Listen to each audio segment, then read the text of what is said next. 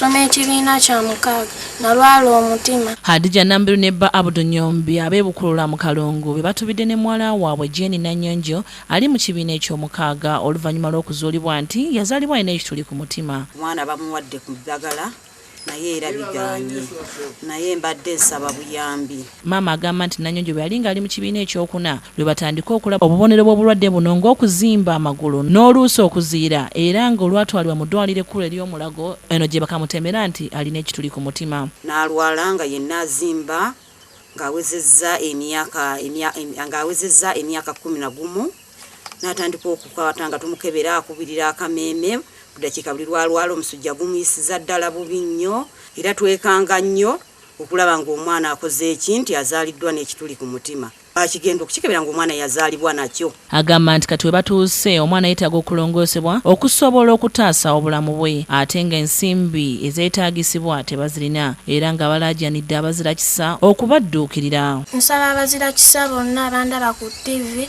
bansondere ku ssente bazadde bange basobole okuntwala eyindi y'abannongoosi. Obukadde busoba mu 4 naye bataata bamaama mbadde nsaba buyambi sobole okujjanjaba omwana ono. Alina obuyambi bwonna buyise ku ssimu z'olaba ku TV yo.